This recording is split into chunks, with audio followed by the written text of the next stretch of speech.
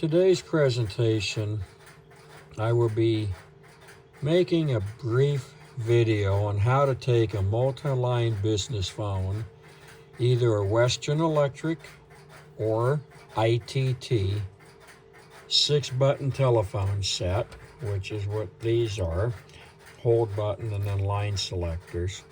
Now there's lots of different models of phones, but these are the most common that people will get their hands on and find. So if you have one of these phones and you want to use it as a home phone and you want the ringer to ring, I will show you simply how to do that. One of the things that you absolutely do not want to do under any circumstance is to cut the end of this cable off, because then you ruin the phone forever being used as a key phone again. So there is a couple of solutions to that. One of them is you can go to Home Depot or Lowe's and buy a keyed jack. They have them in different colors and so forth. They can normally are Cat 5 or Cat 6, and in this case it does not matter. And you can take a piece of wire, preferably telephone wire, and connect it to the white, blue, blue, white on the side of the jack. And that will give you an alternate way of connecting inside of the telephone.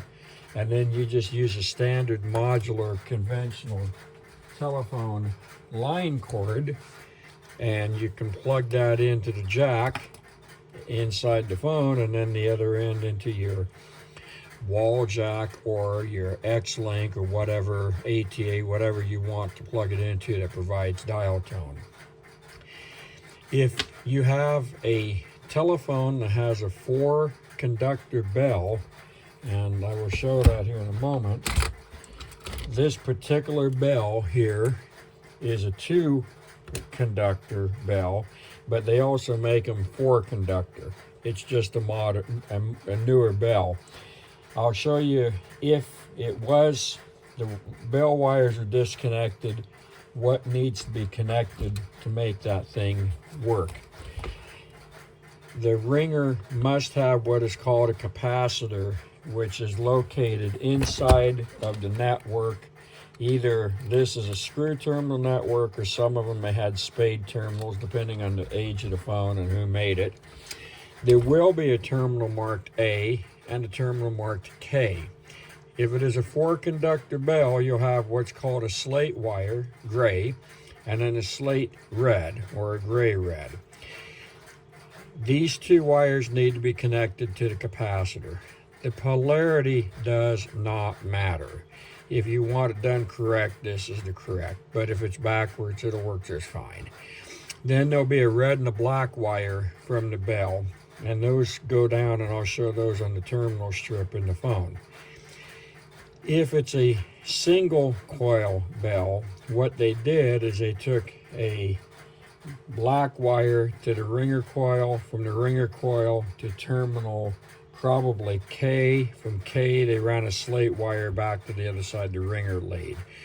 The ringer is 2 conductors with a capacitor in series. Very simple, and I'll draw a quick schematic of that momentarily. So what I did is I have drawn the capacitor and the bell coil. Again, because the capacitor is non-polarity and the ringer is non-polarity, if you have the red and the black reversed, who cares, it works.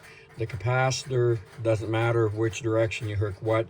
The thing you're doing is going from the telephone wall to the capacitor to the ringer back to the phone line. So this would, you'd have what would be called the tip and the ring. And I will show that on the network. This will work on rotary dial telephones or touch tone telephones. They're both the same as far as the ringer circuit is concerned. If it's a Western Electric touch-tone telephone, the polarity of the telephone line will be an issue. If when you hook it up and all you get when you push the button is a click and no tone, then reverse the line wire going to your wall jack or ATA, X-Link or whatever, and then when you push a button it should produce a tone. ITT dials normally don't have that problem. Rotary dials are not polarity sensitive. when these phones were factory made, the ringer lead, which is the bell, normally would connect to these two screws right here. So you have the hold lamp terminals, which are called HL and HG, and then you'll have the ringer tip and the ringer ring. So it'll be marked RT and RR, and it's embossed into the plastic. There'll be 4 wires. There'll be the bell wires, and then there'll be a yellow slate yellow wire going into the mounting cable. So you can remove the bell wire, and it may be a red and a black, or it may be a black and a slate. It could be red and slate or whatever, depending on if it was modified and who did it. So the 2 ringer leads here needs to be put on top of the line tip in the ring, which is here and here. These 2 screws will feed the dial tone into the telephone, so when the line key is pressed down, the phone begins to work. If the line key is not pressed down, then the phone will not work. With the ringer connected this way, even if you do not have a line key pressed down, the phone will ring, and then to answer it, you have to press the line key. There is a way of bypassing this key strip 100%, but that's more complex, and I don't want to get into that because there are a couple of other issues, but it can be done, because in reality, this is just a single line phone with a multi-button selector switch. It's a simple phone. It just looks complicated because it has 15 pairs or 25 pairs of wire going into it, depending on who made it and so forth. So anyway, the phone line, what they would refer to tip and ring. So there's 2 things to do. Is if you use a adapter like this and you have your ends of your wire here, they'll need to be connected, one here and one here. And again, on a touch-tone phone, the polarity will matter. It won't hurt anything if it's backwards. You just can't make a call.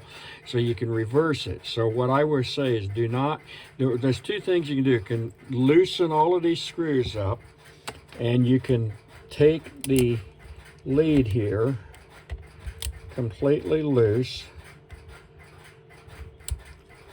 which will be 5 wires on this, and this is a Western Electric phone, but ITT is the same with a slight variations.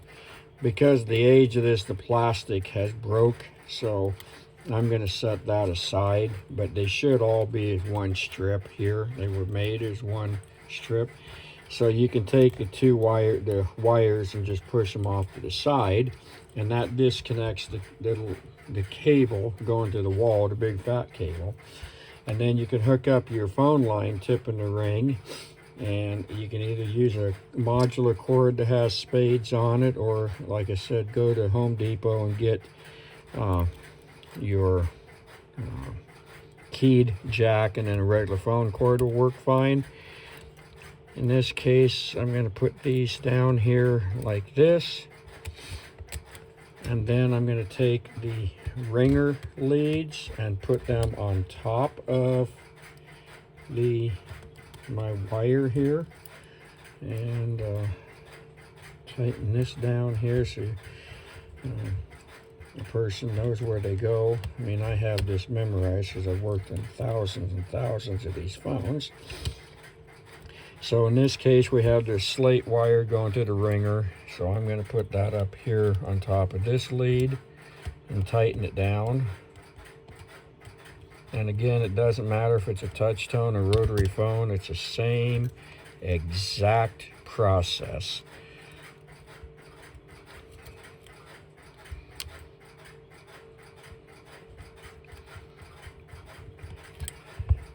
And now I have this phone made into effectively a single line phone, but again, you have to have the line key pushed down. So you then can take a standard telephone cord here that you can buy anywhere, or if you have any modems or whatever that used to be dial-up you're no longer using, works fine. It's just a 2-conductor or 4-conductor cord. I'll connect this up to my phone line here. I'll press a line key.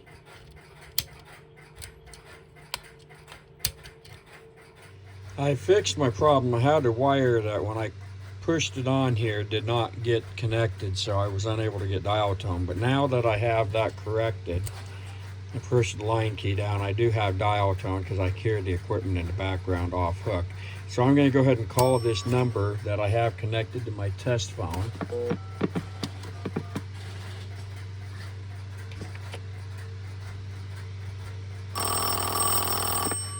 So right now the ringer is ringing off of my test line, and then if I press the line key, then I'm now answering the call. So these leads can just be floating around inside the phone as long as you do not use this as a business telephone. And then if you had a second phone line, you could move the ringer lead over to line 2, tip and ring. This is intended just to make a multi-button phone work as a single line phone. And again, there is other ways of doing this a little bit different, but because of the different types of phones, different manufacturers, that far exceeds any interest level I have in trying to explain that for each and every manufacturer. And this here, of course, is a rotary dial phone, but again, on the touch tone version, same exact thing. Thanks, have a great day.